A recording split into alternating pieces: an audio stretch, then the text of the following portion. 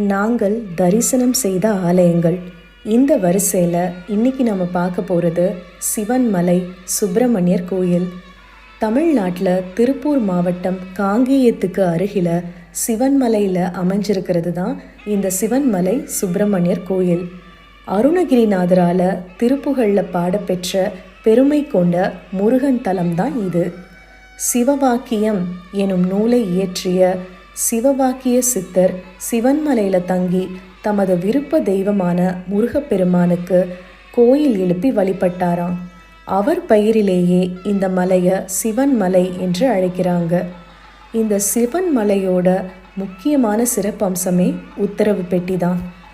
இந்த உத்தரவு பெட்டி என்னன்னா, இந்த கோயிலில் ஆண்டவன் உத்தரவின் பெயரில் ஒரு பொருளை வைத்து சிறப்பு பூஜை செய்வது வழக்கமாக உள்ளது.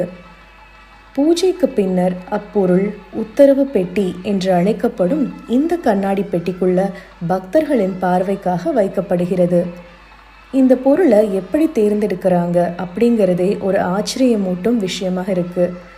ஏதாவது ஒரு முருக பக்தரின் கனவுல சிவன்மலை முருகர் வந்து ஒரு குறிப்பிட்ட பொருளை வைத்து பூஜை செய்ய உத்தரவிடுவாராம்.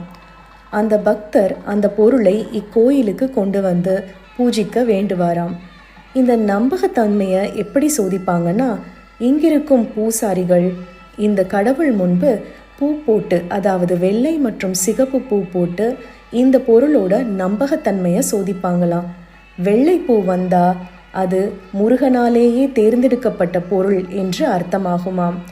பின்னர் அந்த பொருளை கடவுள் முன்னாடி வைத்து பூஜை செய்யப்பட்டு மக்கள் பார்வைக்காக முன் மண்டபத்தில் உள்ள இந்த உத்தரவு பெட்டிக்குள்ள வைக்கப்படுகிறது. வேறொரு பக்தரின் கனவில் மற்றொரு பொருளுக்கான உத்தரவு வரும் வரை இந்த பழைய பொருளே உத்தரவு பெட்டியில் நீடிக்கிறது. சமுதாயத்தில் நடக்கப் போகும் நிகழ்வுகளின் முன்னறிவிப்பாக இந்த பொருட்கள் முக்கியத்துவம் பெற்றவை என்று மக்கள் நம்புகிறார்கள். அவ்வாறு வைத்து பூஜை செய்யப்படும் பொருள் சமுதாயத்தில் ஏதோ ஒரு தாக்கத்தை ஏற்படுத்துகிறது என்பது நம்பிக்கை.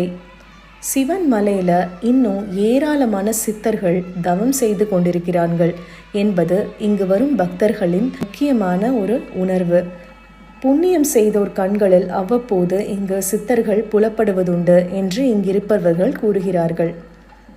மற்ற தலங்கள் போலின்றி இங்கு முதல் வழிபாடு எப்பொழுதும் முருகப்பெருமானுக்கே நடைபெறுகிறது. மற்ற திருத்தலங்களில் முதல் வழிபாடு பிள்ளையாருக்கு நடைபெறும். ஆனால் இங்கு எப்பொழுதும் முருகனுக்கே முதல் வழிபாடு நடைபெறுகிறது.